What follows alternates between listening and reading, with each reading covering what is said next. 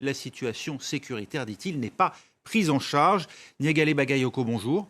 Bonjour. Vous présidez à l'African Security Sector Network. Il y a une réaction à attendre des autorités maliennes de transition à ce retrait partiel de la France. Est-ce qu'ils vont joindre les actes à la parole ?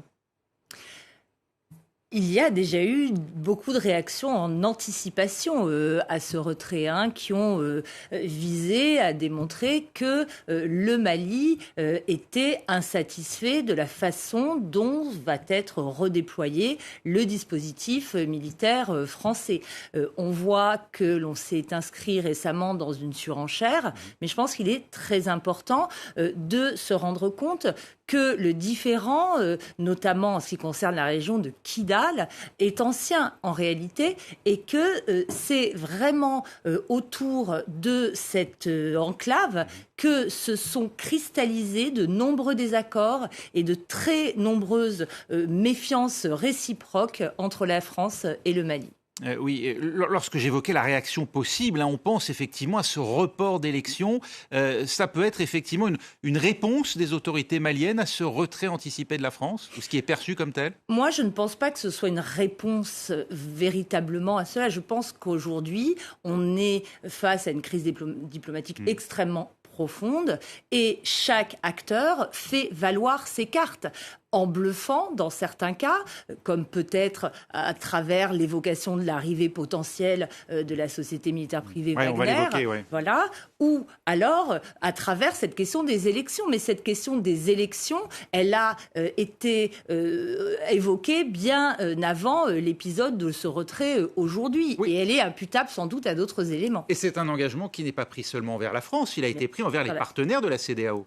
Absolument, c'est un engagement qui a été pris devant donc la communauté économique des États de l'Afrique de l'Ouest et qui a permis à celle-ci de réaffirmer son autorité, puisque si à l'occasion du premier coup d'État d'août 2020, elle était apparue assez ferme en adoptant des sanctions extrêmement strictes contre le pays, sa réaction avait paru beaucoup plus mesurée après le deuxième coup d'État de mai dernier. Donc là, le respect auprès des partenaires ouest-africain est particulièrement important parce que c'est aussi la crédibilité de l'organisation sous-régionale qui se joue. Les autorités maliennes, c'est un peu d'ailleurs ce qu'elles disent aujourd'hui en filigrane, et est-ce qu'elles sont en capacité d'organiser un scrutin fiable et fidèle sous 4 mois ? Alors, la difficulté de savoir dans quelle portion du territoire il est possible d'organiser ce scrutin, et c'est l'argument qui est d'ailleurs mis en avant par le ministre des Affaires étrangères en évoquant le fait que la situation sécuritaire ne permettra peut-être pas de respecter les dates prévues donc de février 2022. Et c'est là qu'en effet le lien et la surenchère avec la France sont mis en avant, puisqu'il est expliqué que le retrait des contingents français du nord du pays va rendre plus fragile cette situation sécuritaire. Barkhane redéployée, la MINUSMA et la Task Force européenne Takuba seront-elles en mesure d'assurer la stabilité du pays et plus généralement de la région ? On pense évidemment à cette fameuse zone des 3 frontières. Alors, il faut bien différencier le mandat des différentes forces. Le mandat de la MINUSMA, donc de la force onusienne, il est d'accompagner la mise en œuvre de l'accord pour la paix et la réconciliation au Mali de 2015 et, d'autre part, de protéger les populations civiles et, enfin, d'accompagner les processus politiques, notamment les processus électoraux. Le mandat de la Task Force Takuba est complètement différent. Il s'agit d'une force antiterroriste composée de contingents européens qui sont amenés à accompagner au combat les forces armées maliennes et également à les instruire et enfin à mener elles-mêmes des opérations. Est-ce que cela va suffire ? Ce n'est pas évident parce que la Task Force Takuba a eu du mal à répondre à ce qu'étaient les objectifs fixés par la France, qui est à l'initiative de la mise sur pied de ce dispositif, parce que peu de pays européens majeurs en réalité y ont envoyé des effectifs pour l'instant. Et le calcul stratégique français était un peu que la réduction des effectifs de Barkhane soit compensée par cette force-là. Pour l'instant, on en est encore très très loin. Face à ces insuffisances, insuffisantes contributions, en tout cas, vous semblez dire, de l'Union européenne, face à ce qui peut être pressenti aussi comme un échec du moins partiel pour l'heure du G5 Sahel, est-ce qu'on va revenir à l'esprit, d'une certaine manière, des accords d'Alger qui, à l'époque, en 2015, avaient vu l'ouverture de négociations? Alors, c'était avec des forces séparatistes de ce qu'on appelle l'Azawad, le nord du Mali. Est-ce qu'on va aller là vers des négociations plus amples, peut-être avec des mouvements djihadistes qu'a semblé d'ailleurs déjà commencer à faire le gouvernement malien? Alors, si je puis me permettre de préciser quelque chose, la Task Force Takuba n'est pas une force de l'Union européenne et c'est toute la difficulté. La Task Force Takuba a été adoptée dans le cadre d'un accord politique entre pays européens. Mais ce n'est pas un dispositif européen. Le dispositif européen au Mali, c'est la mission IUTM d'entraînement. Pour ce qui est de cette question des négociations, c'est en réalité un autre contentieux très important entre la France et le Mali, qui ne remonte pas de l'arrivée au pouvoir des autorités civilo-militaires, mais qui était déjà extrêmement aigu sous le président Boubacar Ibrahim Keïta.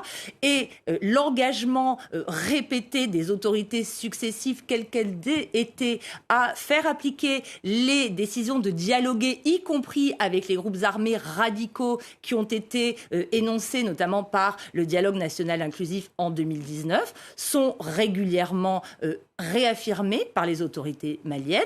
Aux grandes dames de la France, on avait eu cet échange très intéressant entre le Premier ministre Mokhtar Ouane et le ministre des Affaires étrangères français qui disait son opposition absolue à ces négociations. Dans ce contexte déjà compliqué, en quoi l'intrusion d'un nouvel acteur comme Wagner change-t-elle la donne? La France a dit d'ores et déjà, si Wagner est présent au Mali, nous n'avons peut-être plus notre place, nous, Français, au Mali également. Ça va changer également dans le rapport entre le pouvoir et ses adversaires djihadistes?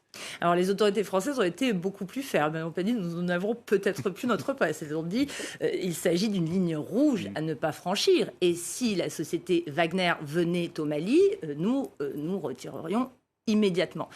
La question est de savoir s'il s'agissait d'un coup de bluff des autorités maliennes, justement pour démontrer aux autorités françaises qu'elles avaient la capacité de mobiliser d'autres acteurs. Et de ce point de vue-là, cette manœuvre est quand même assez réussie, puisque les plus grandes chancelleries occidentales ont été mobilisées par cette question entièrement, y compris en marge de l'Assemblée générale des Nations Unies. Sur le fond, ça change la réponse ? Mais ce qui est important, à mon avis, c'est de distinguer cette société militaire privée Wagner, qui n'a pas vraiment d'existence légale, et qui est accusée de mener des activités mercenaires et de se livrer... En Libye notamment, oui. En Libye, en République centrafricaine notamment, où vraiment il y a des faits avérés de violation et d'abus très graves des droits de l'homme.